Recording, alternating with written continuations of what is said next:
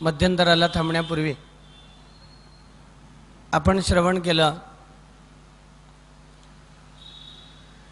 अयोध्येमध्ये विवाहित होऊन प्रभू रामचंद्र आल्यानंतर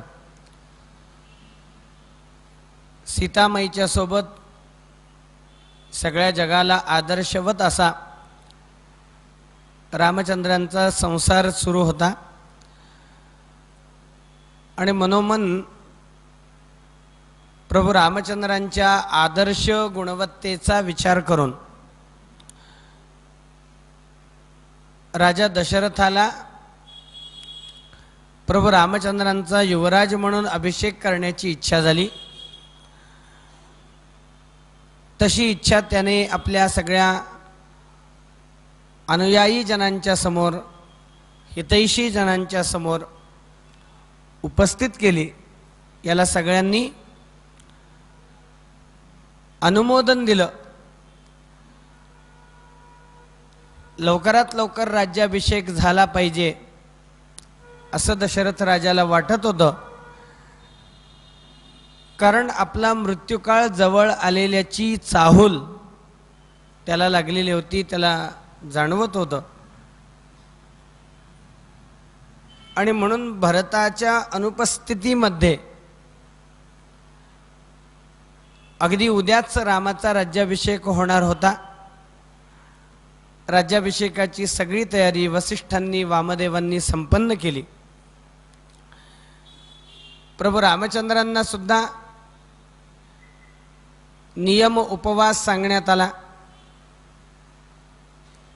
रामाच्या राज्याभिषेकाची वार्ता रामाकडून कौसल्याला,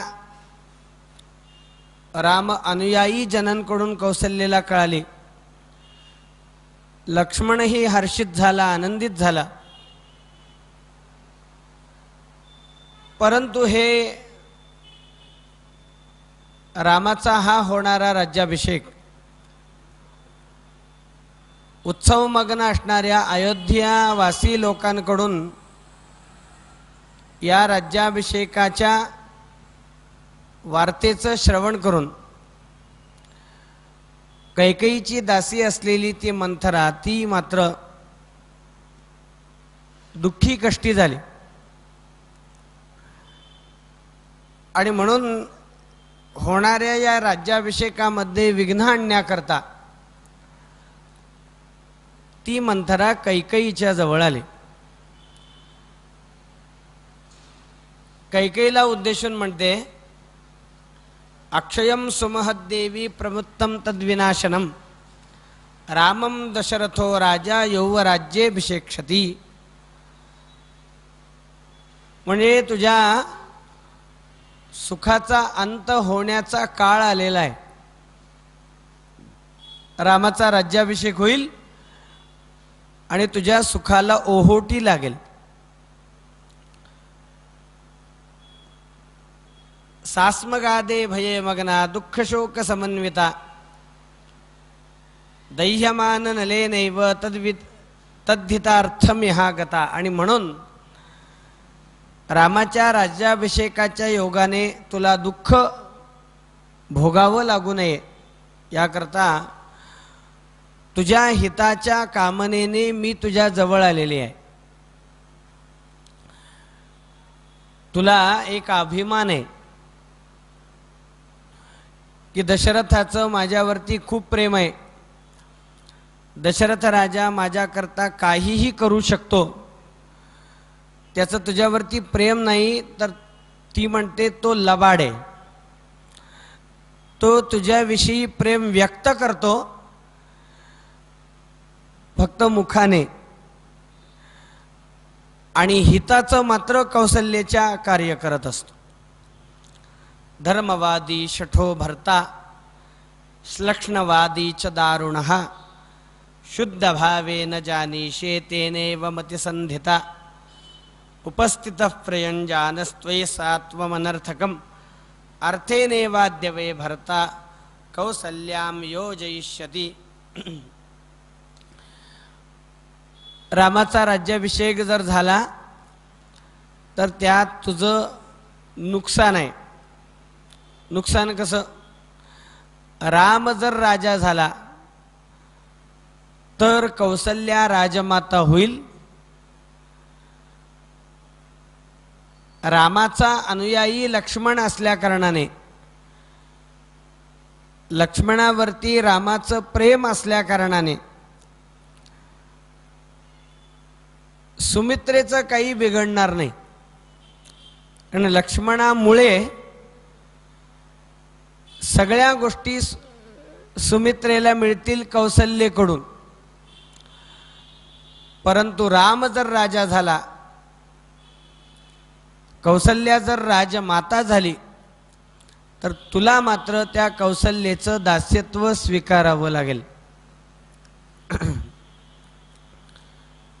आणि म्हणून ही वेळ झोपायची नाही, ही वेळ निश्चिंत राहण्याची नाही, तर होणाऱ्या राज्याभिषेकामध्ये त्वरेने विघ्न आणण्याची ही वेळ आहे.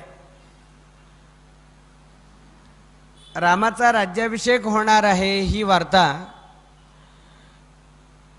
मंथरेकडून कैकेयीला कळाली. तिला पहिल्यांदा एवढा आनंद झाला. आनंदाच्या भरामध्ये ती म्हणते, काय बातमी आणलीस म्हणे, तू ही मला वार्ता दिलीस म्हणे, म्हणून मी तुला एक अनमोल असा हार तुला अर्पण करते म्हणून, सुवर्णहार. कैकेयीने मंथरेच्या पदरामध्ये टाकला. तिला आणखीनच राग आला. ती म्हणते, तुझ्यासारखी मूर्ख स्त्री या जगामध्ये दुसरी कोणी नाही.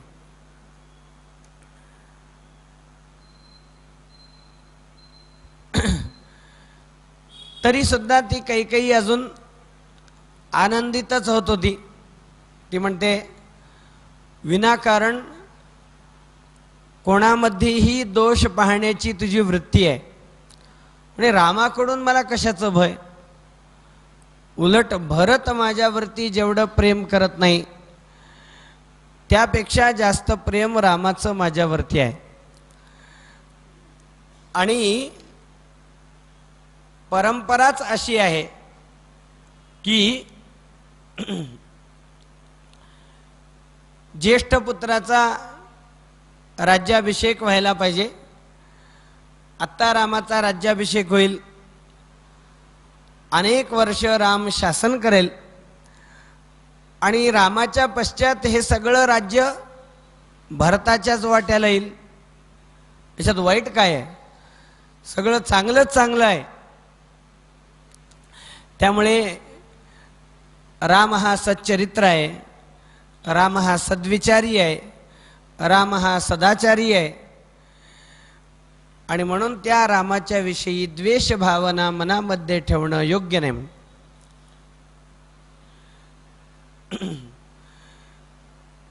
मला जसा भरत आहे तसाच राम आहे. यथा वै भरतो मान्यः तथा भूयोपि राघवः कौसल्यातोतिरिक्तञ्च मम शुश्रूषते बहु राज्यं यदि हि रामस्य भरतस्यापि तत्तदा मन्यते हि यथात्मानं यथा भ्रातृस्तु राघवः.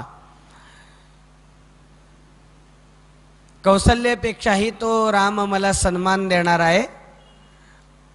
आणि म्हणून विनाकारण रामाच्या ठिकाणी दोष पाहणारी दुष्ट स्त्री तू आहेस. कैकेयीने मंथरेची निर्भत्सना केली. मंथरा म्हणते, तुला असं वाटतंय राम प्रेमी नाही तर तो लबाड आहे म्हणतो. कसं आहे, लक्ष्मण हा रामाचा अनुयायी आहे. रामाला राजा करण्याकरता तो प्रयत्नशील असतो. शत्रुघ्न हा भरताचा अनुयायी आहे. राम जर राजा झाला किंवा राम राजा होण्याकरता लक्ष्मणाचं तर अनुमोदनच असेल, शत्रुघ्न काही विरोध करणार नाही, परंतु रामाचा प्रतिस्पर्धी जर कोण असेल तर तो केवळ भरत आहे म्हणून. कारण दोघांची गुणवत्ता सारखीच आहे, दोघांचा पराक्रम सारखाच आहे, दोघांची प्रेमी लोक आहेत. त्यामुळे राम भरताला आपला प्रतिस्पर्धी मानतो. तू मूर्ख म्हणून तू लहानपणापासून भरताला आजोळचं वेड लावलंस. तो लहानपणापासून आजोळीच जास्त राहू लागला, राहतो आहे. त्यामुळे प्रायशः प्रेम कोणाला मिळतं? जो सोबत असतो त्याला प्रेम मिळतं. राम हा नेहमी दशरथ राजाच्या सोबत असल्या कारणाने दशरथाचं प्रेम रामाला मिळत असतं. भरताला काही ते प्रेम मिळत नाही. भविष्यामध्ये आपल्यावरती, आपल्या या राज्यावरती त्याने कोणता अधिकार सांगू नये, दाखवू नये, म्हणून भरत आत्ता इथं नाही हे त्याच्या पथ्यावरच आहे. आणि तो आपला राज्याभिषेक करून घेईल आणि मग तो भरताचा काटा काढेल.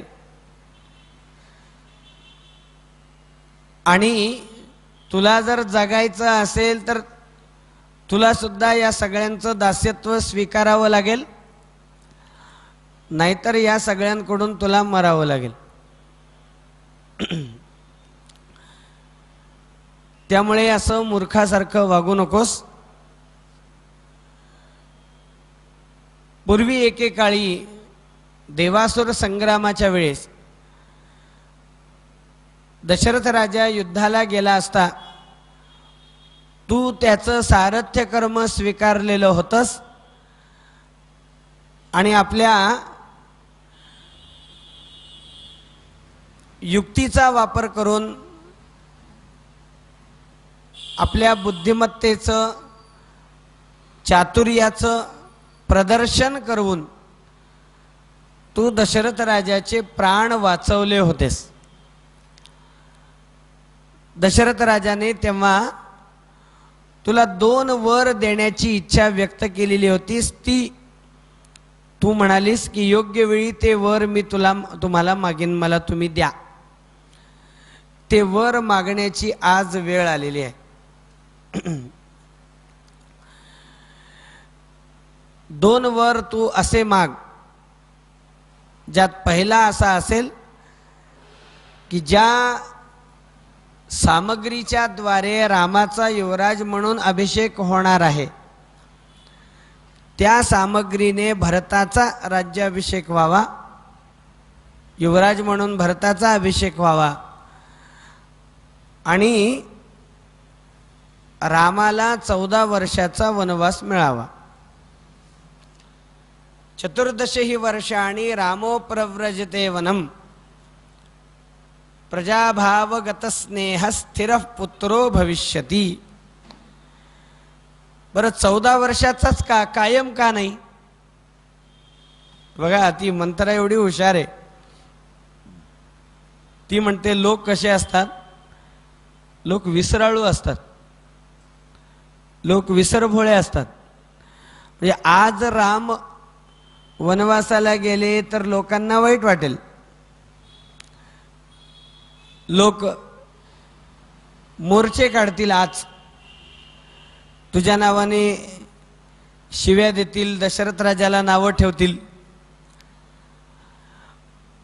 परंतु जर भरत राजा झाला, भरताची धर्माची राजवट जर सुरू झाली, भरताकडून जर लोकांना प्रेम मिळू लागलं, एखाद्या राजाकडून ज्या गोष्टीची अपेक्षा प्रजा करते त्या सगळ्या गोष्टी जर भरताकडून प्रजेला मिळू लागल्या तर 14 वर्षानंतर राम आला काय न आला काय? 14 वर्षानंतर आज रामाच्या विषयी जो अनुराग असेल तो अनुराग असेलच हे काही सांगता येणार नाही. लोक म्हणतील जाऊ दे आता झालं तर भरत राजा झाला तो चांगलाच आहे, मग राम राजा होण्याची गरज काय? 14 वर्षानंतर लोक असं म्हणतील. त्यामुळे 14 ही वर्षाणी रामे प्रव्रजते वनम प्रजाभावगत स्नेह स्थिर पुत्रो भविष्यति क्रोधागारम प्रविश्याद्य क्रुद्धेवाश्वपते सुते शेषवानंतर हिताया त्वं भूमो मलिन वासनी. आणि म्हणून राजाकडून तू तुझं कार्य सिद्ध कर, मी सांगते तसं तू वाग. पहिल्यांदा काय कर, तू तुझ्या दागदागिन्यांचा त्याग कर. पहिल्यांदा काय कर, तू तुझ्या बहुमोल रेशमी वस्त्राचा त्याग कर. दागदागिन्याचा रेशमी वस्त्राचा त्याग करून मळकट मलिन असं वस्त्र परिधान करून कोपभवनामध्ये जा. तू चिडलेली आहेस हे दशरथ राजाला कळू दे. तो तुला शांत करण्याकरता प्रयत्न करेल, त्याकरता तो तुला दागदागिने देईल, तो तुला वस्त्रप्रावरण देईल, तो तुझी समजूत काढेल, परंतु या कशालाही तू बळी पडू नकोस. तू मनोकामना पूर्तीचं वचन त्याच्याकडून घे. पहिल्यांदा एका साठीवरती मी तुम्हाला बोलीन की जर माझी इच्छा पूर्ण करण्याचं वचन तुम्ही शपथपूर्वक देत असाल तर, आणि मग हे वचन मिळाल्यानंतर राजाने प्रतिज्ञा केल्यानंतर मग तू तुझं मनोगत आधी गेल्या तू सांगू नकोस, कारण तो तुला वचनच देणार नाही. एकदा त्याने तुला वचन दिलं, एकदा प्रतिज्ञा केली, मग तू माग. यदा तु ते वरम दद्यात् स्वयमुत्थाप्य राघवः व्यवस्थाप्य महाराजं त्वमिमं वृणयावरम रामप्रव्रजनं दूर नवामि नववर्षाणि पंचच भरतः क्रियतां राजा पृथिव्यां पार्थिवर्षभः. कैकेयीला मंथरेने असं सगळं सांगितलं आणि त्या सगळ्या कुसंगाचा परिणाम बघा नाथमहाराजांनी वर्णन केलेलं आहे की खळासी संगती उपयोगासी नये, आपणा अपाय त्याचे संगे. परनिंदासु पांडित्यम स्वेषु कार्येष्वनुद्यमः प्रद्वेषश्च गुणज्ञेषु पंथानोश्यपदांत्रयः. आपत्तीचे 3 मार्ग आहेत. परनिंदा करण्याचा स्वभाव, स्वकर्माच्या विषयी असलेली अनास्था आणि गुणवंत अशा व्यक्तीचा द्वेष करण्याचा स्वभाव. या 3 गोष्टी मनुष्याला आपत्तीप्रत नेतात असं शास्त्र म्हणतं.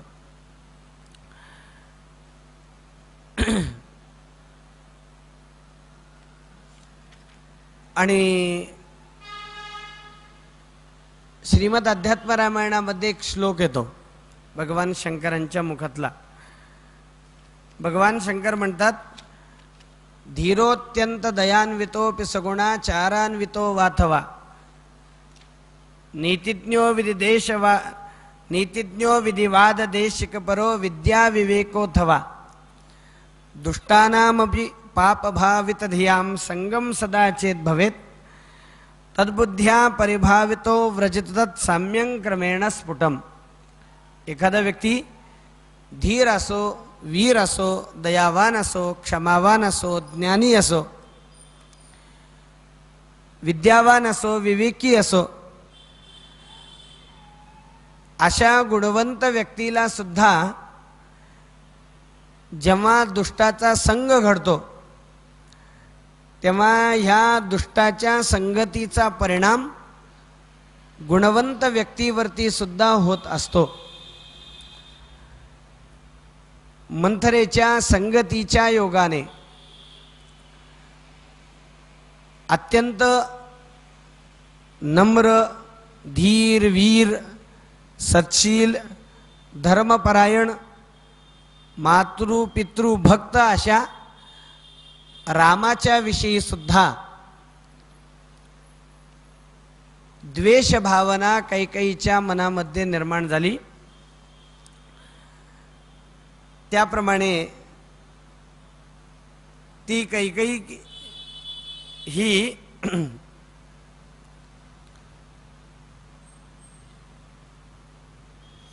कोपभवनामध्ये गेली. इकडे दशरथ राजा राज्याभिषेकाची सगळी व्यवस्था करून संध्याकाळी उद्या रामाचा राज्याभिषेक होणार आहे ही वार्ता कैकेयीला देण्याकरता म्हणून कैकेयीच्या महालामध्ये आला. सगळ्या महालामध्ये कैकेयीला धुंडाळलं. कैकेयी काही सापडली नाही. द्वारपालाला विचारलं, तिच्या दासींना विचारलं, सगळ्यांनी सांगितलं की कैकेयीने कोपभवनामध्ये प्रवेश केलेला आहे. राजा अतिशय आश्चर्यचकित झाला. म्हणे काय कारण असेल? कैकेयीच्या महालामध्ये आला, कैकेयीची समजूत काढण्याचा प्रयत्न करतोय.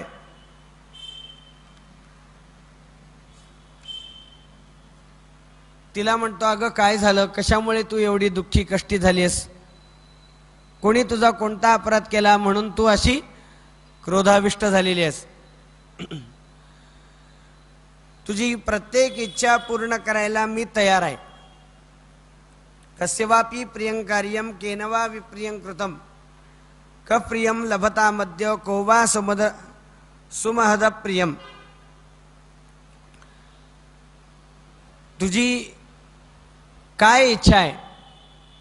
कोणाला पुरस्कार देण्याची तुझी इच्छा आहे का? तुझी इच्छा मी पूर्ण करेन. कोणाला दंड देण्याची जर तुझी इच्छा असेल तर त्याला दंड करेल. वध्याला सुद्धा तुझ्या इच्छेखातर मुक्त करीन आणि अवध्याला सुद्धा तुझ्या इच्छेखातर दंड करीन.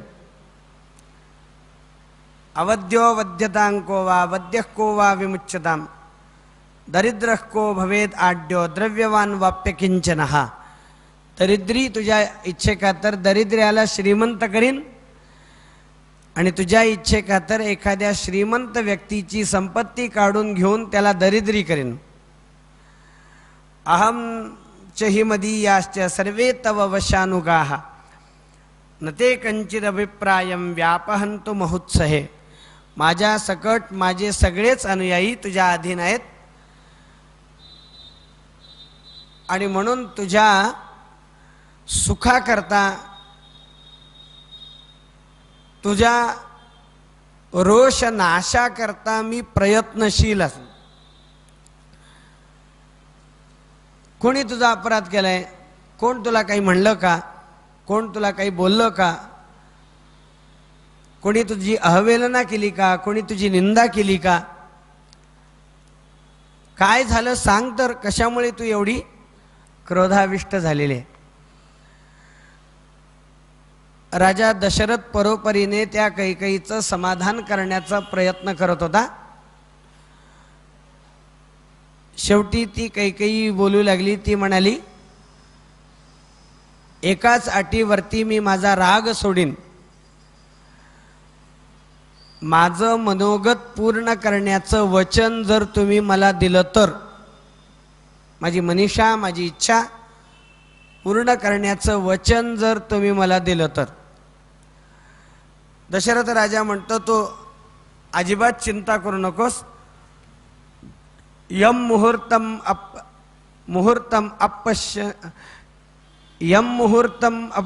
मुहूर्तम अपपश्यन्तो न जीवेतमहं ध्रुवम तेन रामेण कैकेयी शपेते वचन क्रियाम. ज्या रामाशिवाय मी एक क्षण राहू शकत नाही, ज्या रामाशिवाय एक क्षण सुद्धा माझ्या शरीरामध्ये प्राण राहणं अशक्य आहे, अशा रामाची शपथ घेऊन मी प्रतिज्ञा करतो की तुझी प्रत्येक इच्छा मी पूर्ण करेन. दशरथाने प्रतिज्ञा केली हे लक्षात आल्यावर कैकेयी म्हणते, बघा तुम्ही प्रतिज्ञा करत आहात आणि असं होऊ नये मी तुम्हाला मागितल्यानंतर तुम्ही मला म्हणाल की मी प्रतिज्ञाच केली नाही म्हणून. कारण आपण दोघंच इथं आहोत ना, तुमची प्रतिज्ञा आपल्याशिवाय दुसरं कोण ऐकेल? साक्षी कोणीतरी पाहिजे की नाही? आणि म्हणून तुम्ही केलेल्या प्रतिज्ञेला अनेक लोक साक्षीदार असतील. कोण कोण साक्षीदार असेल? तच्छृण्वन्तो त्रयस्त्रिंशत् देवा सेंद्र पुरोगमाः. ने सगळ्या 33 देवता. देवता किती आहेत? देवता 33 आहेत. मग या 33 देवता कोणत्या? 8 वसु, 12 आदित्य, 11 रुद्र आणि अश्विनी कुमार 2. म्हणजे 8 आणि 12 20, 20 आणि 11 31 आणि 2 अश्विनी कुमार म्हणजे 33. या 33 देवता तुम्ही केलेल्या प्रतिज्ञेचे साक्षीदार असतील. आणखीन चंद्रादित्यो नभश्चैव ग्रहा रात्र्यहनी दिशः जगच्च पृथिवीचेयम सगंधर्वास्स राक्षसाः निशाचराणि भूतानि ग्रहेषु ग्रहदेवताः यानि चान्यानि भूतानि जानीयुर्भाषितं तव. आणखीन काही लोक तुम्ही केलेल्या प्रतिज्ञेचे साक्षीदार असतील. यामध्ये चंद्र असेल, आदित्य असेल, आकाश असेल, सगळे ग्रह असतील, दिवस असेल, रात्र असते, सगळ्या दिशा असतील, पृथ्वी असेल, सगळे गंधर्व असतील, सगळे राक्षस असतील, यक्ष गंधर्व किन्नर या सगळ्या देवांमधील पोट जात्या असतील. या सगळ्यांच्या साक्षीने तुम्ही माझ्या समोर प्रतिज्ञा केलेली आहे आणि तुम्ही प्रतिज्ञा मोडता कामा नये. सत्यसंधो महाराज महातेजा धर्मज्ञ सत्यवाक्षुषी वरम मम ददात्येष सर्वे शृण्वन्तु देवताः. तुम्ही तेजस्वी आहात, तुम्ही सत्यप्रतिज्ञ म्हणून सिद्ध आहात, तुम्ही धर्म जाणणारे आहात, दिलेल्या वचनाचं महत्त्व मानणारे तुम्ही आहात. आणि म्हणून या सगळ्यांच्या साक्षीने तुमच्याकडून तुम्ही केलेली प्रतिज्ञा पूर्ण होईल याची मी खात्री धारण करते, याची मी खात्री करते. आणि म्हणून या सगळ्यांच्या साक्षीने मी तुम्हाला 2 गोष्टी मागते. अभिषेक समारंभो राघवस्योपकल्पितः अनेनैवाभिषेकेण भरतो मेभिषिच्यताम. ज्या सामग्रीने रामाचा युवराज म्हणून तुम्ही अभिषेक करणार आहात त्याच सामग्रीने तुम्ही भरताचा राज्याभिषेक करा. आणि यो द्वितीयो वरो देवः दत्तः प्रीतेन मे त्वया तदा देवासुरे युद्धे तस्य कालोयमागतः 95 वर्षाणि दंडकारण्यमाश्रितः चिराजनधरो धीरो रामो भवतु तापसः भरतो भजता मध्य यौवराज्यम अकंटकम. दुसरा वर मला तुम्ही हा द्या की 14 वर्ष रामाला वनवास आणि अयोध्येचं हे निष्कंटक असं राज्य, अबाधित असं राज्य भरताला मिळालं पाहिजे. 2 वर कैकेयीने दशरथ राजाच्या समोर उपस्थित केले. दशरथ राजाला मागितले. दशरथ राजा असं काहीतरी कैकेयी मागेल याची त्याने कल्पनाच केलेली नव्हती. त्यामुळे पहिल्यांदा त्याला आपल्या कानांवरती विश्वासच बसला नाही की कैकेयी आपल्याला असं काहीतरी मागत असेल. स्वतःला जणू काही त्यांनी चिमटा घेतला. म्हणे नाही, हे स्वप्न नाही, ही खरी गोष्ट आहे. म्हणे मनामध्ये तो म्हणतो की आज हिच्या शरीरामध्ये कोणी राक्षसाने तर प्रवेश केला नाही, भूत ते तर हिच्या अंगात शिरलं नाही. त्यामुळे असं भलतंच काहीतरी ती बरळू लागलेली आहे. इति संचित्य तद राजा नाद्य गच्छत तदा सुखम प्रतिलभ्य तत्संज्ञां कैकेयी वाक्यतापितः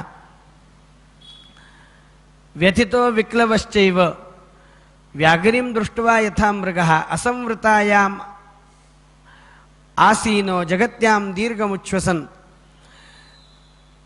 त्याच्या मुखातून दीर्घश्वास बाहेर पडू लागले. कावरा बावरा त्याचा चेहरा झाला. जसं एखाद्या अरण्यामध्ये एखाद्या वाघाच्या तावड्यामध्ये सापडल्यानंतर एखाद्या हरणाची अवस्था होते, तशी अवस्था दशरथाची झाली. कावरा बावरा झाला.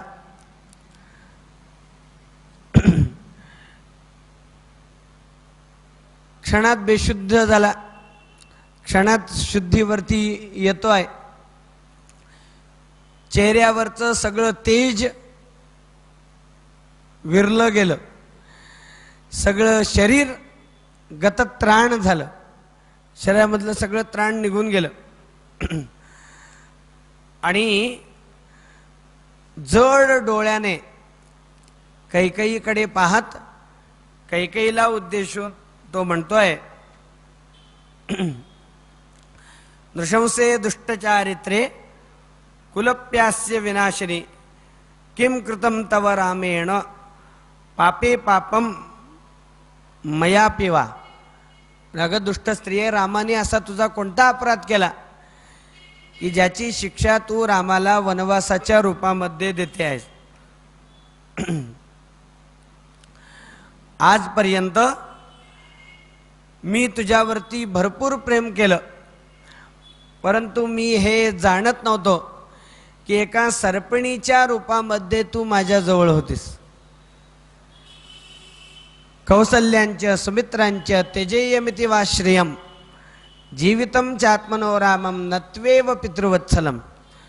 तुझी जर इच्छा असेल तर मी कौसल्येचा त्याग करू शकतो, सुमित्रेचा त्याग करू शकतो, लक्ष्मणाचा, शत्रुघ्नाचा, भरताचा सुद्धा त्याग करू शकतो, परंतु रामाचा त्याग करणं मला काही शक्य होणार नाही. कदाचित ही गोष्ट संभव आहे. तिष्ठम लोको विना सूर्यम सस्यम वा सलिलम विना न तो रामम विना देहे तिष्ठतु मम जीवितम. एक वेळ सूर्याशिवाय जग चालणं शक्य आहे किंवा पाण्याशिवाय शेती होऊ शकेल, परंतु रामाशिवाय मी जगणं काही शक्य नाही. भरतावरती माझं प्रेम आहे की नाही याची परीक्षा जर तू पाहत असशील तर भरतावरती माझं प्रेम व्यक्त करण्याकरता म्हणून ज्या सामग्रीने रामाचा राज्याभिषेक होणार आहे त्या सामग्रीने मी भरताचा राज्याभिषेक सुद्धा करून देईन. खुशाल भरताचा राज्याभिषेक होऊ दे, परंतु रामाकरता वनवास तू मागणं योग्य नाही. अथ जिज्ञाससे मात्वं भरतस्य प्रिया प्रिये अस्तु यत्तत्वया पूर्वं व्यारुतं राघवं प्रति समे ज्येष्ठसुतः श्रीमान् धर्मज्येष्ठ इति वमे तत्वया प्रीतवादिन्या सेवार्थं कथितं भवेत्. तू नेहमी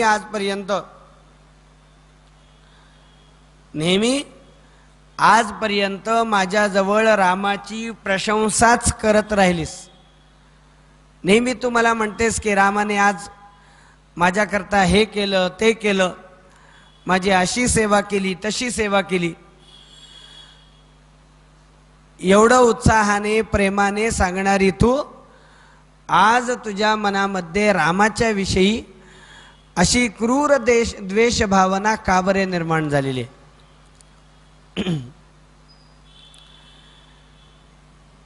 सुकुमार रामाला अरण्यातले ते कष्ट सोसणार नाहीत. रामाच्या वनवासाला जाण्यामुळे एकटी तू आनंदी होशील, परंतु किती जण दुःख होतील त्याचं काय, दुःखी होतील त्याचं काय. रामाच्या मागोमाग सीता जाईल, रामाच्या मागोमाग लक्ष्मण जाईल. रामाच्या विरहाने व्याकुळ होऊन, सीतेच्या विरहाने व्याकुळ होऊन, लक्ष्मणाच्या विरहाने व्याकुळ होऊन मी प्राण सोडीन.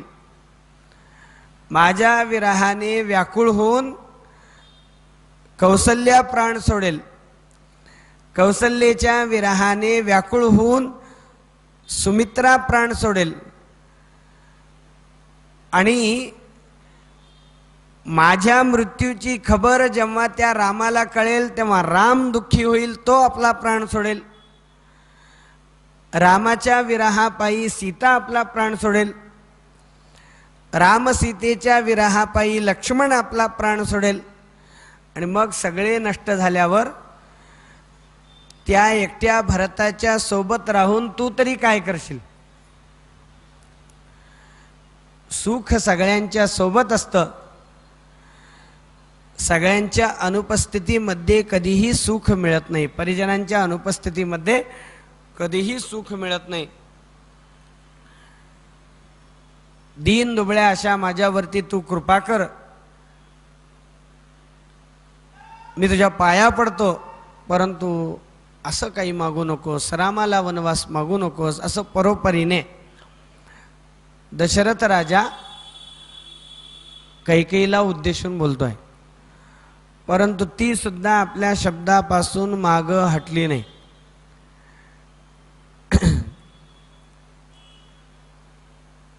ती म्हणते, दशरथ राजा द्यायचं असेल तर या दोन्ही वचनांची पूर्तता कर, नाहीतर केलेली प्रतिज्ञा न मोडल्यामुळे तुला नरकात जावं लागेल. आजपर्यंत अनेकांनी आपली केलेली प्रतिज्ञा पाळून अनेकांनी मोठेपण प्राप्त केलेलं आहे. शैब्यशेन कपोतीये स्वमांसम पक्षिणे ददौ अलर्कश्चक्षुषी दत्वा जगाम गतिमुत्तमाम. शैब्य नावाच्या राजाने पक्ष्यांना आपलं मांस दिलं आणि त्या पक्ष्यांच्या निर्वाहाची प्रतिज्ञा पूर्ण केली. अलर्क नावाच्या राजाने एका ब्राह्मणाला आपले डोळे दिले आणि उत्तम अशा प्रकारची गती शब्द पाळून प्राप्त केली. सागरसमयं कृत्वा न वेलाम अतिवर्तते समयं मानृतं कार्षी पर्ववृत्तमनुस्मरन्. देवतेंना समुद्राने सुद्धा शब्द दिलेला आहे की मी माझी मर्यादा कधीही सोडणार नाही. आणि म्हणून तो समुद्र एका विशिष्ट स्थितीपर्यंतच येत असतो, त्याच्यापेक्षा बाहेर येत नाही. तेव्हा जे जे लोक महत पदवीला पोचले आहेत ते सगळे लोक प्रतिज्ञा पाळल्यामुळेच मोठे झालेले आहेत. जर तुला तुझी प्रतिज्ञा पाळायची नसेल तर पाळू नकोस, परंतु प्रतिज्ञा न पाळल्यामुळे राजा तुला नरकात जावं लागेल. आणि आज पर्यंत व्यर्थच तू स्वतःची प्रौढी गातोस की आमचं घराणं शब्द पाळणारं आहे म्हणून. आणि मला दिलेल्या शब्दाला तू काही किंमत देत नाहीस. आणि म्हणून जर माझी मनोकामना पूर्ण होत नसेल तर मी जगून तरी काय करू. जर माझी इच्छा पूर्ण होत नसेल तर अहम ही विषमद्यैव पीत्वा बहुतवाग्रतः पश्यतस्ते मरिष्यामी रामो यद्यदिभेष्यते. जर रामाचा राज्याभिषेक होणार असेल, जर राम वनवासात जाणार नसेल तर मी विष भक्षण करून माझे प्राण द्यायला सुद्धा तयार आहे. म्हणे राजा, तुझ्या वागण्यामध्ये अपपर भाव आहे म्हणे. तू रामाशी प्रेम व्यक्त करतोस रामावर, आणि भरताचा मात्र शब्दाने तिरस्कार न करता, मुखाने तिरस्कार न करता कृतीने तिरस्कार करतोस. जर तुझ्या मनात कपट नसतं तर भरताच्या अनुपस्थितीमध्ये तू राज्याभिषेक का केला असतास. ज्या अर्थी भरत नसताना राज्याभिषेक होतोय त्या अर्थी काहीतरी तुझ्या मनात कपट आहे. आणि मी सुद्धा आई आहे. मुलाच्या सुखाची चिंता करणं हा प्रत्येक मातेचा धर्म आहे. आणि म्हणून मी माझ्या मुलाच्या सुखाकरता प्रयत्नशील आहे. तेव्हा जर माझ्या इच्छा पूर्ण होत नसतील तर मी प्राण दिल्याशिवाय राहणार नाही.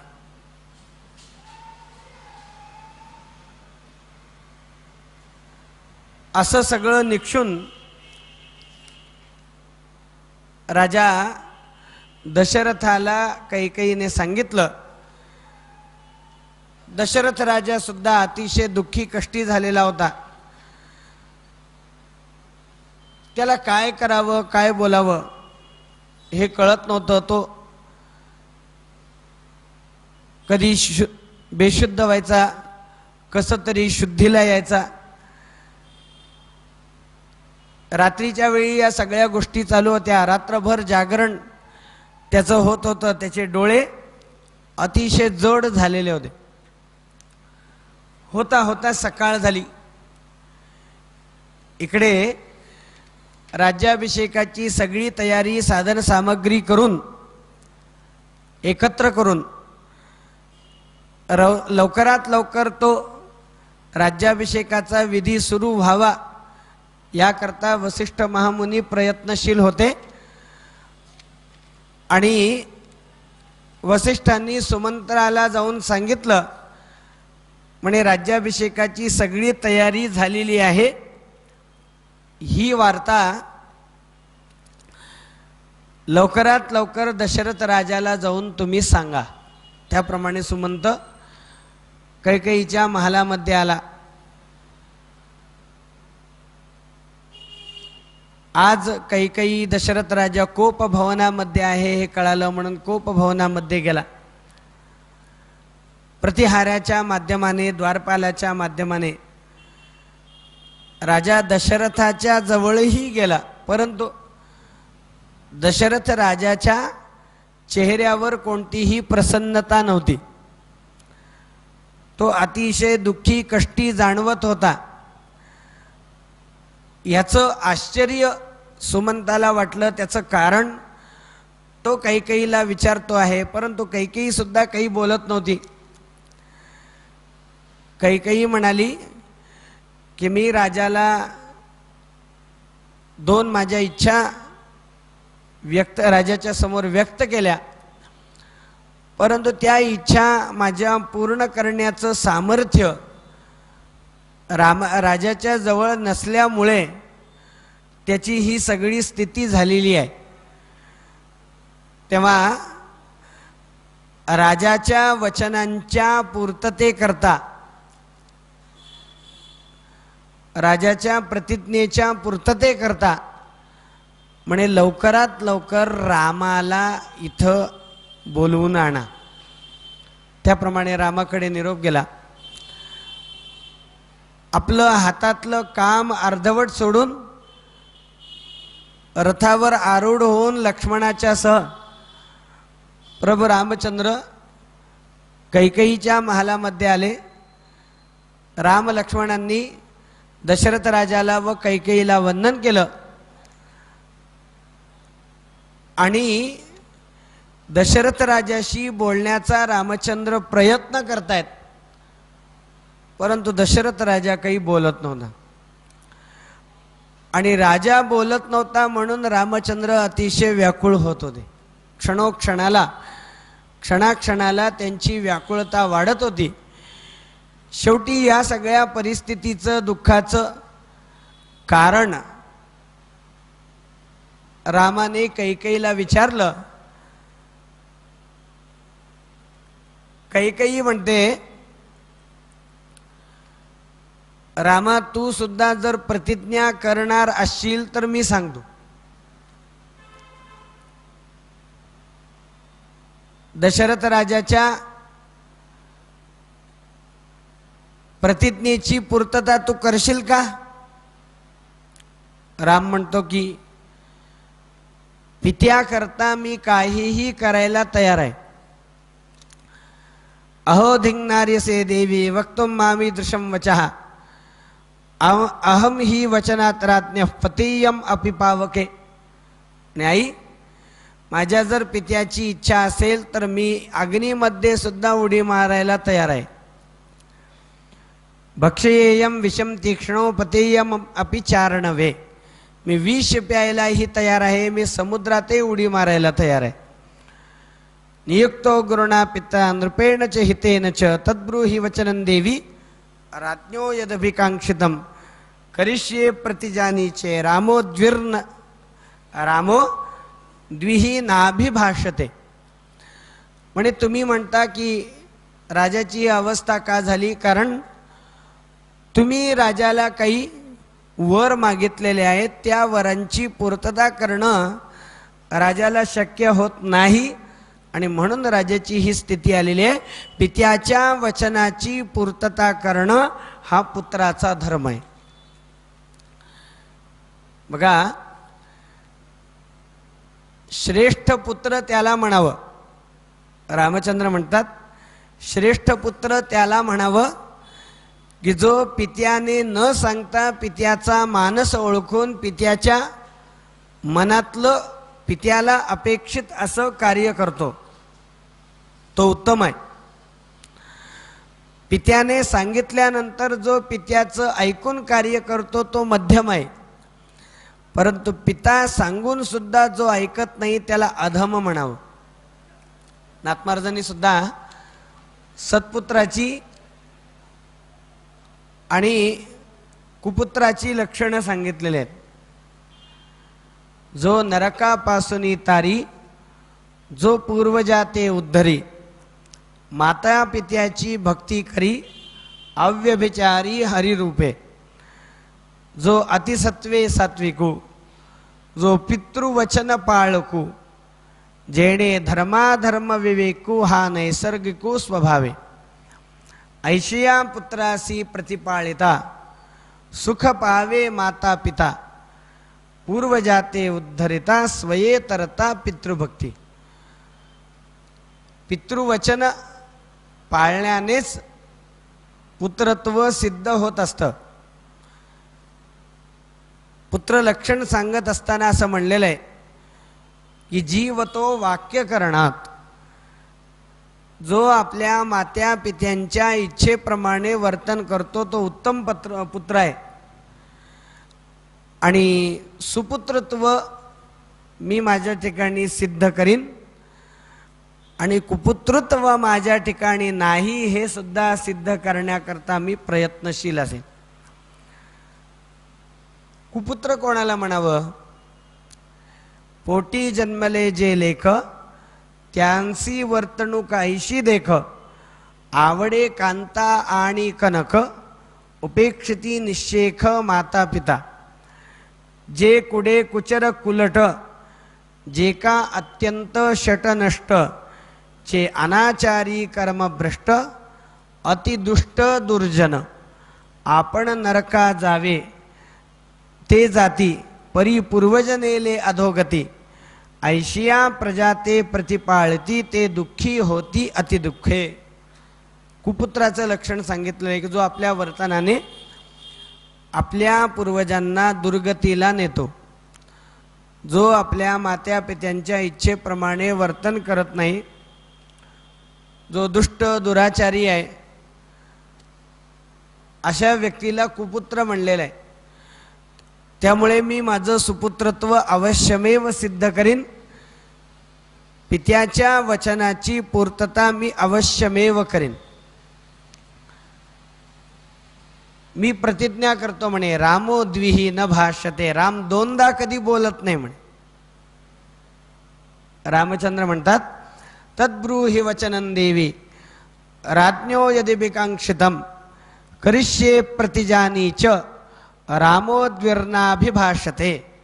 राम दोनदा कधी बोलत नाही. एकदा मी प्रतिज्ञा केली ना, मी शब्द दिलाय, जर माझ्या पित्याला तुम्ही मागितलेले वचन पूर्ण करणं जर शक्य होत नसेल तर पित्याच्या वचनांची पूर्तता मी अवश्यमेव करीन आणि त्याकरता काहीही करायला मी तयार आहे. सीतेचा त्याग करीन, कौशल्याचा त्याग करीन, राज्याचा त्याग करीन, समुद्रात उडी मारेल, विष ग्रहण करीन, काही करीन.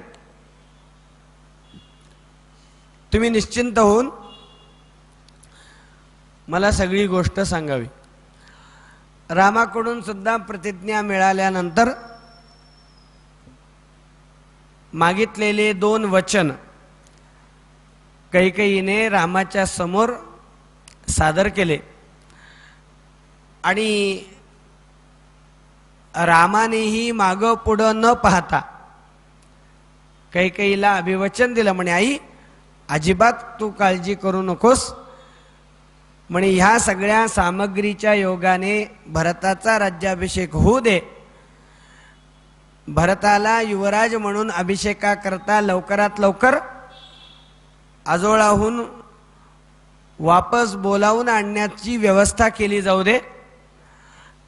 लवकरात लवकर लगेचच आता वनवासाकरता मी प्रस्थान करीन. तदप्रियम, फक्त मला एका गोष्टीचं वाईट वाटतं म्हणतो की जर तुमची ही इच्छा होती तर ही इच्छा तुम्ही पित्याकडून व्यक्त करायची गरज नव्हती. कैकेयीला म्हणतो की आई, तू जर साक्षात मला म्हणली असतीस तरी सुद्धा मी हे कार्य अवश्यमेव केलं असतं. तेव्हा एवमुक्तस्तो गमिष्यामि वनं वस्तुमहन्त्वितः जटाचीरधरो राज्ञः प्रतिज्ञाम् अनुपालयन् इदन्तु ज्ञातुमिच्छामि किमर्थं वा महीपतिः नाभिनन्दन्ति दुर्दर्शो यथा पूर्वमरिन्दमः. मला वाईट या गोष्टीचं वाटतं की तुम्ही मला साक्षात सांगितलं नाही आणि राजा सुद्धा मला अधिकाराने हे सांगत नाही. परंतु तुम्ही अजिबात निश्चिंत राहा, काळजी करू नका. अवश्यमेव वनगमनाचं कार्य मी करेन. आणि रामचंद्र दशरथ राजाचा निरोप घेऊन, कैकेयीचा निरोप घेऊन वनवासाला प्रस्थान करण्याकरता म्हणून कैकेयीच्या महालातून बाहेर पडले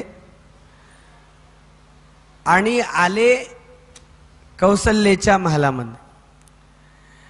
रामाला आलेलं पाहून कौसल्याला आनंद झाला.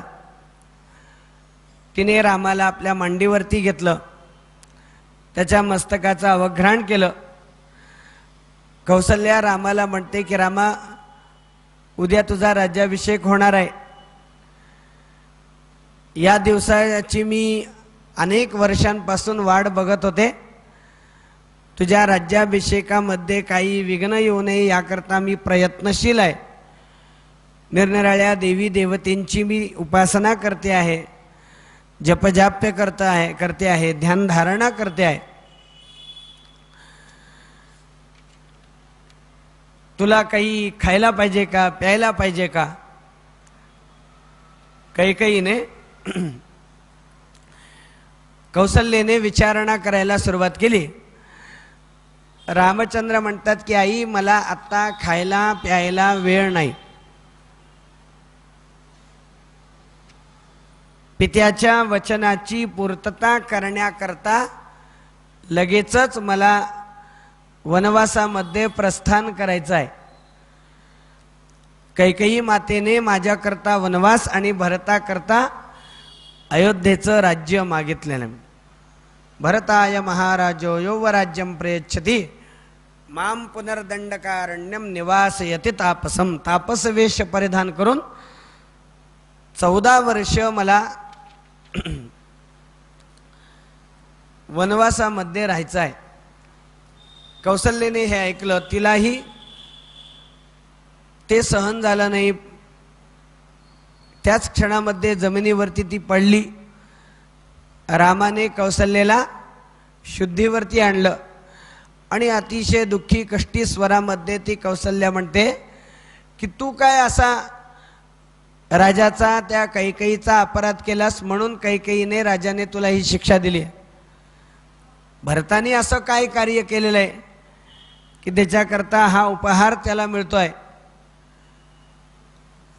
म्हणे रामा, खुशाल भरताचा राज्याभिषेक व्हावा, माझा त्याला अजिबात विरोध नाही, परंतु तुझ्याशिवाय जगणं मला अशक्य होईल.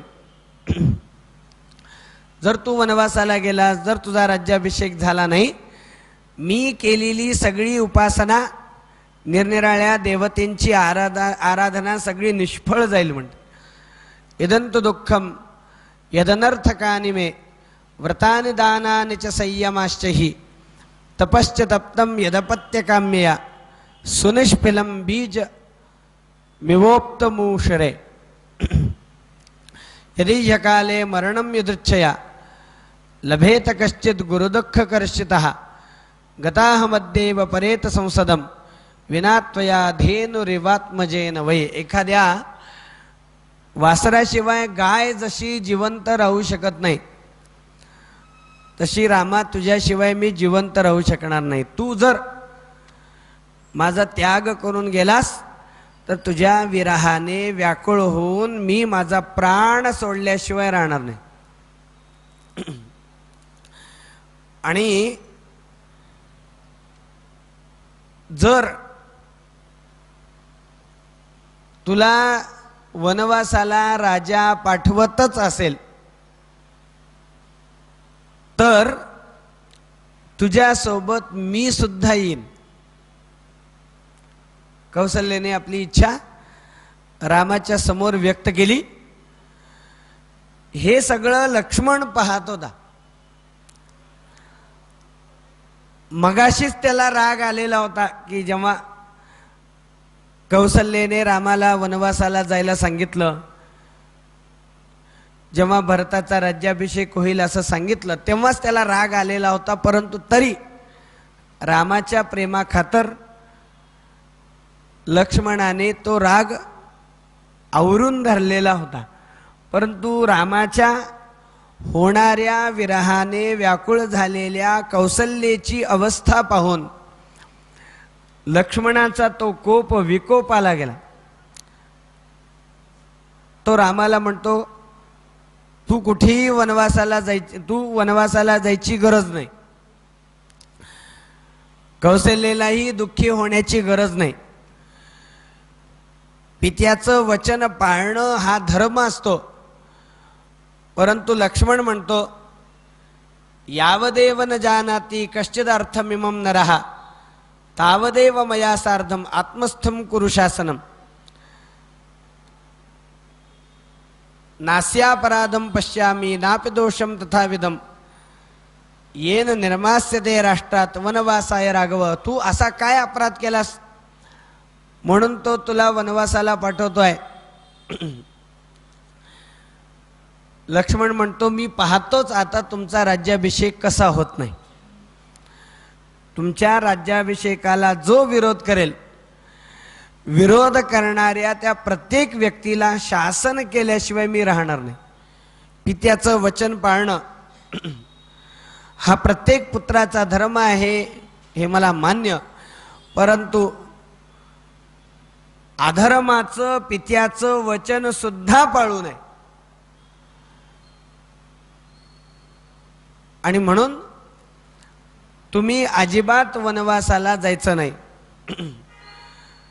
तुमच्या राज्याभिषेकाला जे जे विरोध करतील त्या विरोध करणाऱ्या प्रत्येक व्यक्तीला शासन केल्याशिवाय मी राहणार नाही. बघतोच तुमचा आता राज्याभिषेक कसा होत नाही.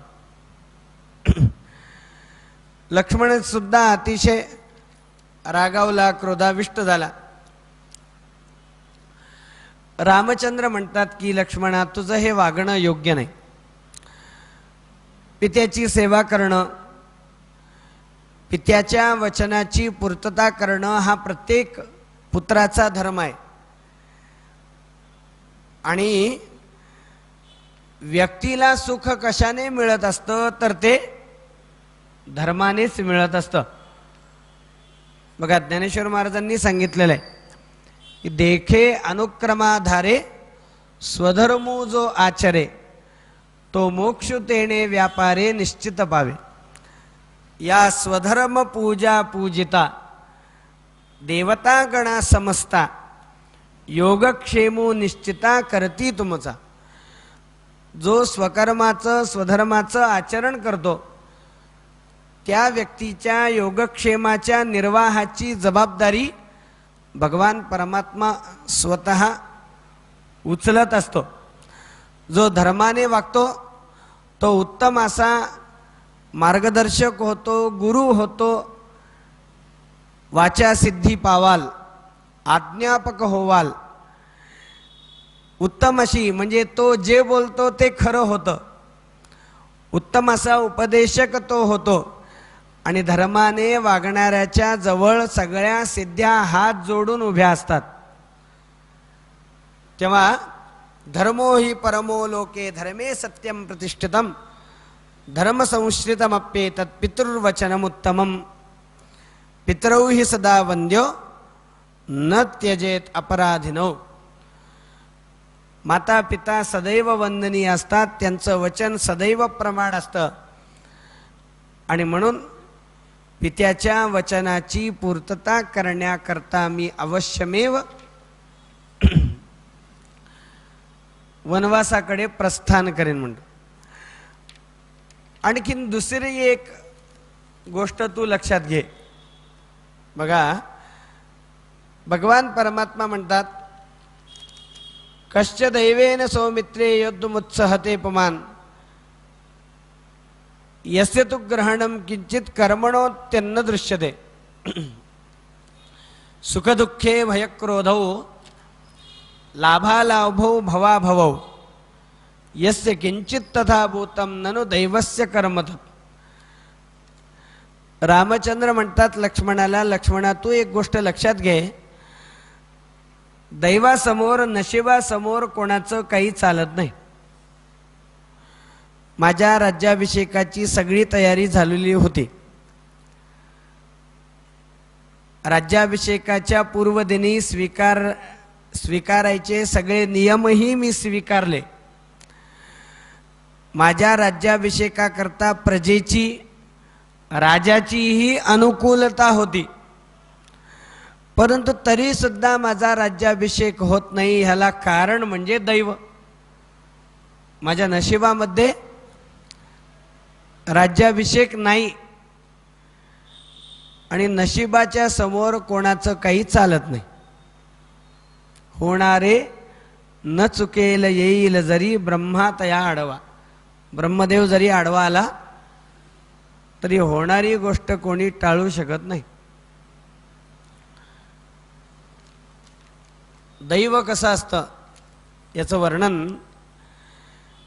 एका सुभाषितकाराने केलेलं आहे. तो सुभाषितकार वर्णन करतो, माता यस्य धरा धरेंद्र दुहिता तातो महेशस्तथा भ्राता विघ्न कुलांतकः पितृसखो देवो धनानां पतिः ख्यातः क्रौंच विदारणे सुरपते सेनाग्रग षण्मुखः तद्दुर्दैव बलेन कुत्र घटते नाद्यापि पाणिग्रहः. म्हणजे दैव कसं असतं, म्हणजे ज्याची आई कोण आहे, धरा धरेंद्र दुहिता. धरा म्हणजे पृथ्वी, त्या पृथ्वीला धरेंद्र म्हणजे धारण करणारा जो हिमालय, त्या हिमालयाची दुहिता म्हणजे कन्या पार्वती ज्याची आई आहे. पार्वती ज्याची आई आहे. तातो महेशस्तथा, पिता कोण, पृथ्वीचा अधिपती असणारा असे भगवान शंकर ज्याचे पिता आहेत. महेश महादेव ज्याचे पिता आहेत. बरं, भाऊ कोण, एखाद्या कार्यामध्ये येणाऱ्या विघ्नांचं निवारण करणारा गणपती ज्याचा भाऊ आहे. काका कोण, वडिलांचा मित्र कोण, तर संपत्तीचा अधिपती असलेला कुबेर ज्याच्या पित्याचा मित्र आहे,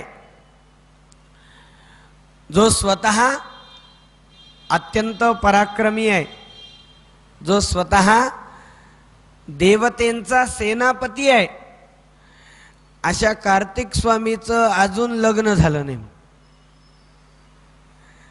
म्हणजे कार्तिक स्वामीच्या लग्न होण्यामध्ये प्रतिबंधक अशी होण्याकरता प्रतिबंधक अशी जी विघ्न आहेत, त्या विघ्नांचं निवारण करणारा विघ्ननाशक असा गणपती सुद्धा झाला नाही. सगळ्या गोष्टी अनुकूल असून सुद्धा कार्तिक स्वामीचं लग्न होत नाही. का? दुर्दैव. दैवाच्या पुढे कोणाचं काही चालतं का?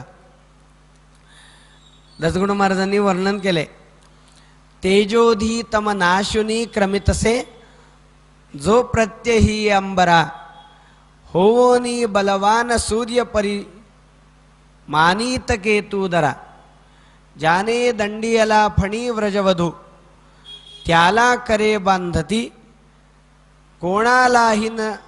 कोणालाहीन च वारिता खचितये लल्लाट रेषा खरे. नशिबातलं कोणी टाळू शकत नाही. सगळ्या जगाला प्रकाशित करणारा तो सूर्यनारायण, त्या सूर्यनारायणाला सुद्धा तो केतू ग्रस्त करतो, ग्रासतो.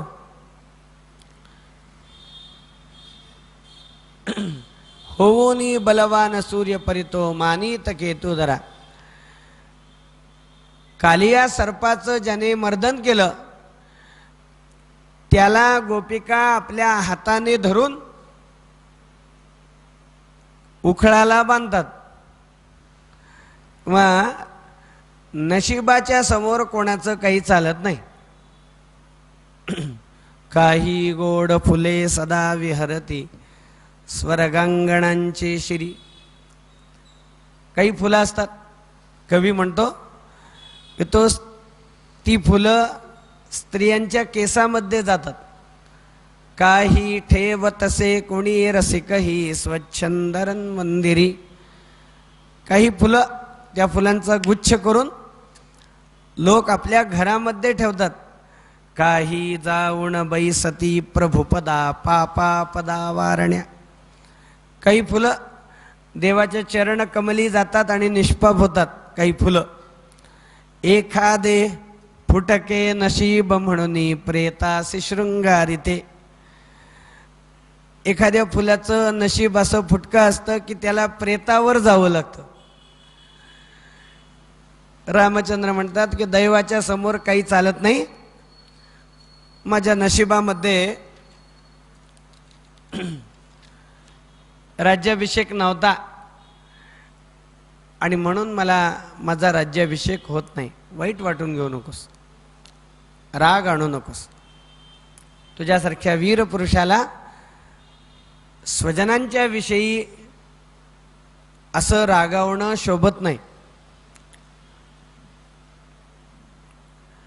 दैवं पुरुषकारेण यस् समर्थ प्रभावदितुं न दैवेन विपन्नार्थ पुरुषस्सोवसीदति. हे ऐकलं आणि लक्ष्मणाला थोडा राग आला. लक्ष्मण म्हणतो, काय दैव दैव दैव म्हणता? पुरुषार्थाच्या समोर दैवाला काही किंमत नसते. दैवावरती अवलंबून कोण राहतो? विक्लवो वीर्यहीनो यहा सदैवम अनुवर्तते. जो निर्बल असतो, ज्याला काही करायचं नसतं, तो दैवावरती अवलंबून राहतो.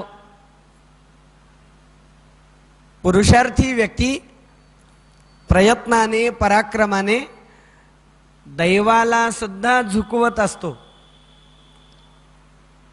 तुम्ही दुर्बल नाहीत, तुम्ही प्रबल आहात. आणि माणसाने दैवावर अवलंबून न राहता माणसाने प्रयत्नशील असलं पाहिजे. कारण प्रयत्नशील उद्योगी अशाच व्यक्तीला शेवटी यश मिळत असतं. समाजामध्ये 3 प्रकारचे लोक असतात असं भर्तृहरी म्हणतात. उत्तम, मध्यम आणि कनिष्ठ. यामध्ये कनिष्ठ जो वर्ग असतो तो कसा असतो? प्रारभ्यते न खलु विघ्न भयेन नीचैहि. एखादं कार्य सुरू करण्यापूर्वी त्या कार्यामध्ये येणाऱ्या अडचणींचाच ते पाढाव असतात. मी अमुक अमुक कार्य सुरू केलं तर त्याच्यामध्ये अमुक अमुक अडचणी येतील, त्या अडचणींमुळे माझं कार्य शेवटाला जाणार नाही, मग मी सुरुवात तरी करून काय करू म्हणतो. जो मध्यम असतो तो म्हणतो अडचण विघ्न संकट आल्यावर मग बघू. म्हणून जोमाने दुसरा सुरुवातही करतो, परंतु अडचण आली, विघ्न आलं, संकट आलं की घाबरून जातो आणि आपलं कार्य अर्धवट सोडतो. कमीत कमी तो प्रारंभ तरी करतो, म्हणून तो मधला असतो, मध्यम असतो. परंतु विघ्नैः पुनः पुनरपि प्रतिहन्यमानाः. त्याच व्यक्तीला उत्तम श्रेष्ठ म्हणलेला आहे की जो येणाऱ्या अडचणींवरती मात करून निरंतर प्रयत्नशील असतो, त्यालाच शेवटी यश मिळत असतं. प्रारब्धम उत्तम जना. मोठे लोक स्वीकारलेलं व्रत संकटांच्या भीतीपायी कधीही सोडत नाहीत. बघा, जगद्गुरु शंकराचार्यांनी असं वर्णन केलेलं आहे की जीवन मृतः कहा. जिवंत असून सुद्धा मेल्यासारखं कोणाला म्हणावं? हा प्रश्न आचार्यांनी उपस्थित केला आणि ह्या प्रश्नाचं उत्तर दिलं निरुद्यमो यहा. जो निरुद्योगी असतो, जो प्रयत्नशील नसतो, जगद्गुरु शंकराचार्य म्हणतात की तोच व्यक्ती जिवंत असून सुद्धा मेल्यासारखा आहे. असाध्य ते साध्य करिता सायास. असाध्य गोष्ट सुद्धा साध्य कशाने होते? तर ती प्रयत्नाने होते. उद्यमेन हि सिद्ध्यन्ति कार्याणि. कार्यसिद्धी कशाने होते? तर प्रयत्नाने होते. न मनोरथैहि. प्रयत्न न करता जो केवळ स्वप्न पाहत बसतो. मी यापूर्वी सुद्धा श्रीमद भागवताच्या निरूपणाच्या अनुषंगाने पंचतंत्रामधल्या एका कथेचा उल्लेख केलेला होता. परत एकदा मी त्या कथेचा उच्चार करतो की जो व्यक्ती कार्य प्रयत्न न करता जो केवळ स्वप्न पाहत बसतो त्याची अवस्था कशी होते? जो दैवावरती नशिबावरती अवलंबून राहतो, प्रयत्नशील असत नाही, नुसतं स्वप्न पाहत बसतो, त्याची अवस्था कशी होते? एक ब्राह्मण होता म्हणे. घरोघरी भिक्षा मागून आपला चरितार्थ त्याने चालवावा. एक दिवस तो भिक्षेला गेला. सणाचा दिवस होता, त्याला भरपूर भिक्षा मिळाली, भरपूर पीठ मिळालं. झोळीभर पीठ घेऊन तो आपल्या घरी आला. जेवढं भोजनाकरता आवश्यक आहे तेवढं त्याने काढलं, त्याचा स्वयंपाक केला, जेवण केलं आणि बाकी सगळं पीठ त्याने एका घड्यामध्ये भरलं. भोजनानंतर तो घडा वर शिंक्यावर लावला, खाली अंथरूण टाकलं आणि तो निद्राधीन झाला. झोपता झोपता अंथरुणावर पडला, एकटक त्या घड्याकडं पाहतो आहे, पिठाकडं पाहतो आहे आणि मनामध्ये म्हणतोय की आज जेवण करून माझ्याकडे घडाभर पीठ शिल्लक राहिलं. म्हणतो काय, आत्ताच दुष्काळ पडेल, लोकांकडे पैसा असेल परंतु अन्न धान्य पीठ असणार नाही. मग कोणी श्रीमंत माझ्याकडे येईल,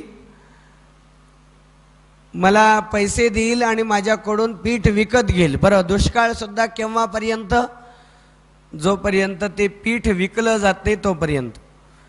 पिठाच्या मोबदल्यामध्ये जे पैसे येतील त्या पैशातून मी शेळी घेईन. होता होता अनेक शेळ्या माझ्याकडे होतील, त्या विकून मी गायी घेईन, गायी विकून म्हशी घेईन, म्हशी विकून घोडे घेईन. लाखो रुपयाचे घोडे असतात. नामवंत, नावाजलेला, प्रसिद्ध घोड्यांचा मी व्यापारी होईन. मग माझा व्यापार, माझी गाडी,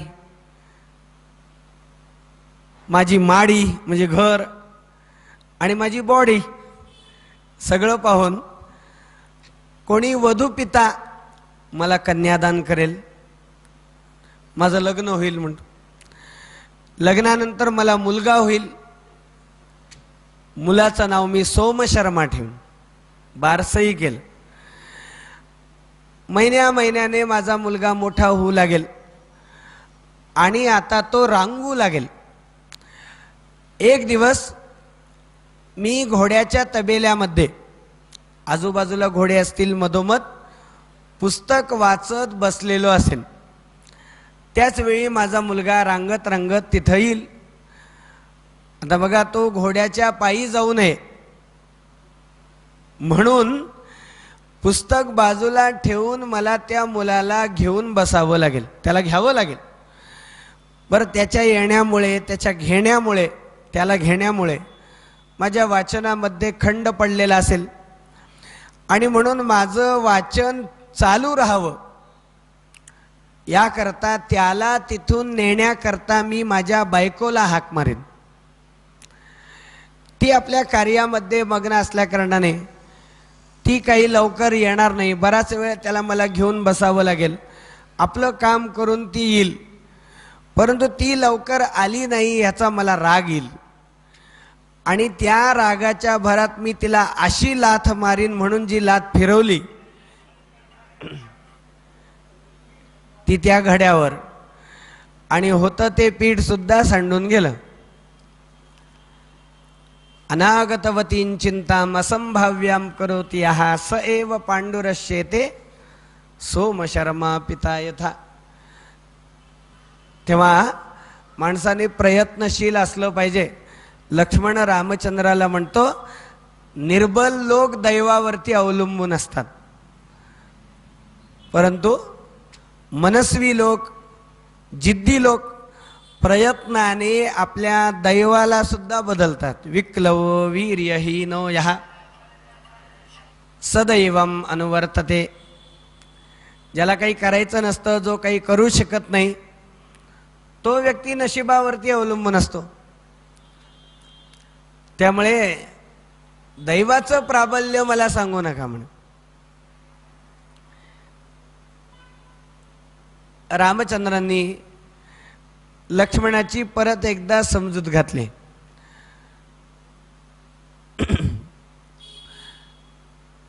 ह्याच्यातून सुद्धा चांगल्या गोष्टी काही होतील. मला दुष्ट दुराचारी राक्षसांचा संहार करायचा आहे. या निमित्ताने वनगमन केल्यानंतर मला दुष्ट राक्षसांचा संहार करता येईल.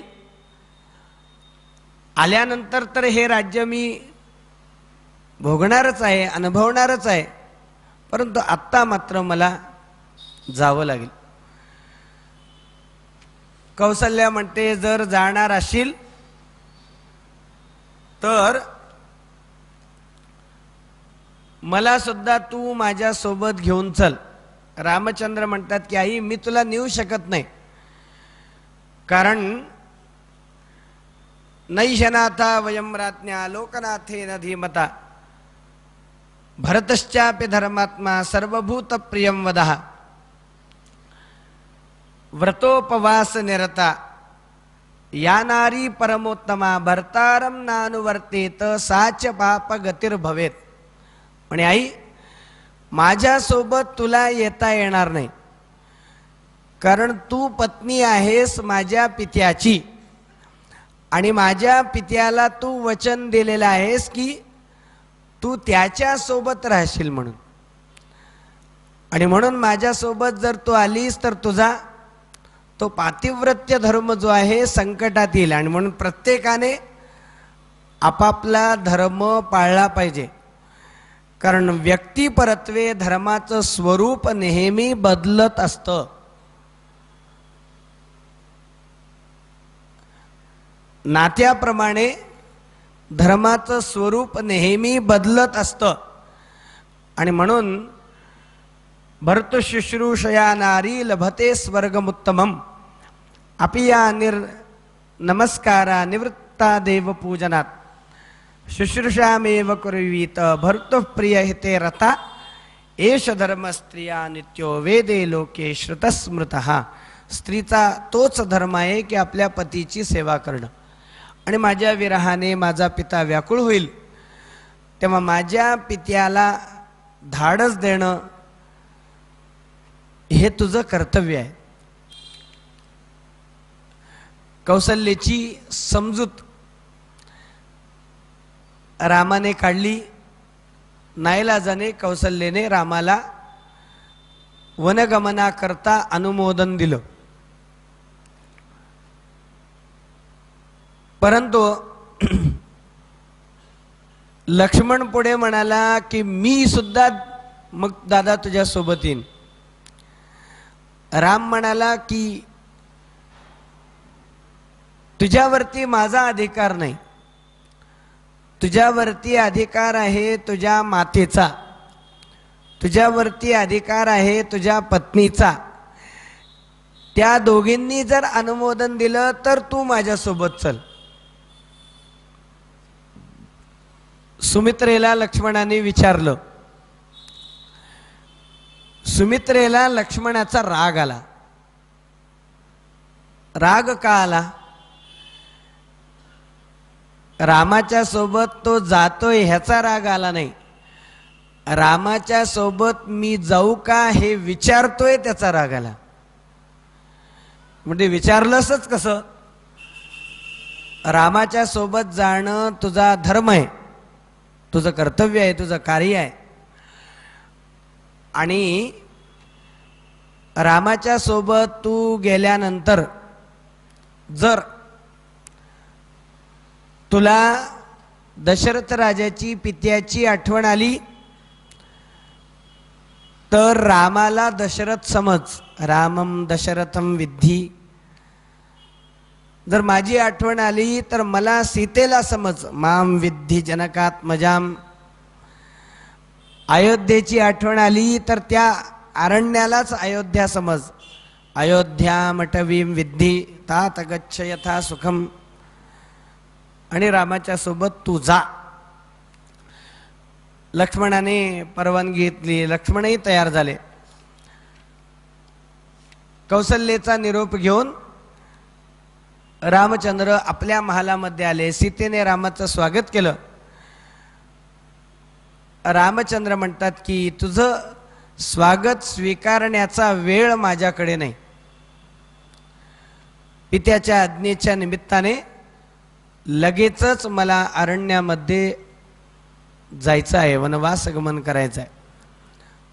वनवास गमनाकरता तू मला अनुमोदन दे.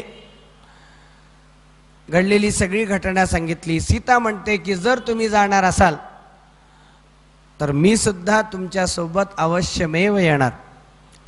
राम म्हणतात मी काय पिकनिकला सहलीला चाललोय का? तिथे तुला कंदमुळं खाऊन राहावं लागेल, तिथे हिंस्र श्वापद असतील, त्या अरण्यामध्ये राक्षसांचा वास असतो, तिथे राहणं सोपं नाही. तेव्हा इथेच सासू सासऱ्यांची सेवा करून माझी वाट बघ, 14 वर्षांनी मी अवश्यमेव येईन. सीता म्हणते की नाही, जर मी तुमच्या सोबत आले नाही, जसं पुत्रधर्म पाळण्याकरता तुम्ही जात आहात, तसं मी जर तुमच्या सोबत आले नाही तर माझा पातिव्रत्य धर्म संकटात येईल. कारण मी तुम्हाला वचन दिले, तुम्ही माझ्याकडून वचन घेतलंय की सामे अनुव्रता भव, तू माझ्या सोबत राहा, माझ्या मागं राहा.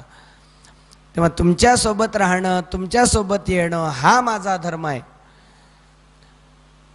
आणि मला ज्योतिषांनी पूर्वीच माझी पत्रिका बघून सांगितलेलं होतं, म्हणे की मला वनवास घडणार आहे. आणि म्हणून सीतेने सुद्धा येण्याविषयी उत्कट इच्छा रामाच्या जवळ त्या ठिकाणी व्यक्त केली. रामाने हे अनुमोदन दिलं. दाग दागिने, आपलं बहुमोल वस्त्र या सगळ्याचा त्याग करून सीतेच्याही बहुमोल वस्त्राचा त्याग सीतेला करायला लावून, दागदागिन्यांचं त्याग सीतेला करायला लावून स्वतः तापसवेश वल्कल रामचंद्रांनी परिधान केलं, लक्ष्मणाने परिधान केलं. महत् प्रयासाने सीतेला ते वल्कल वस्त्र नेसवण्यात आलं.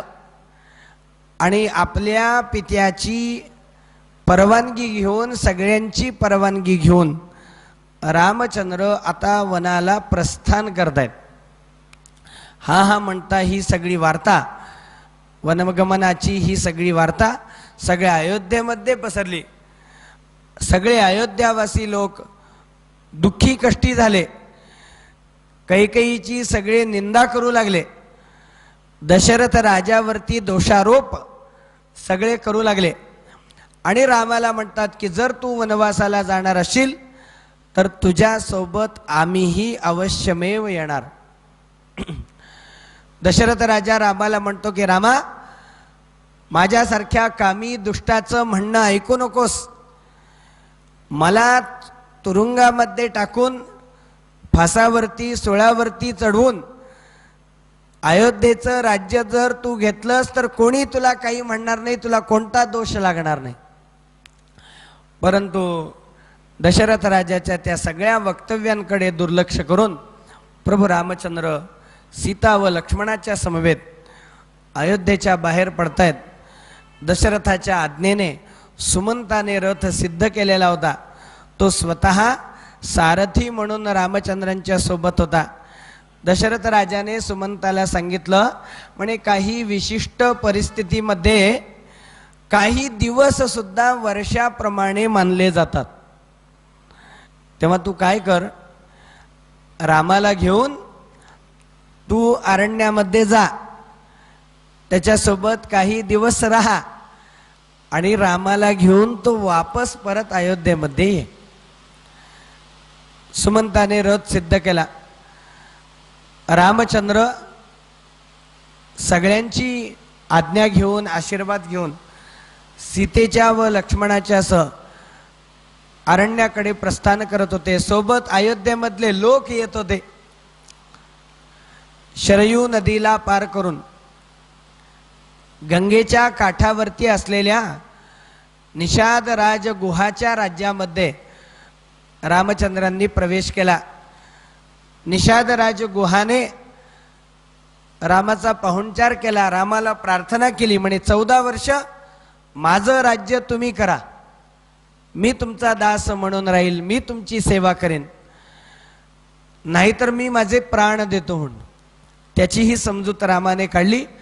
आणि योग्य वेळी तुझ्या घरीही मी येईन, तुझा पाहुणचार परत एकदा स्वीकारेन असं अभिवचन त्याला दिलं.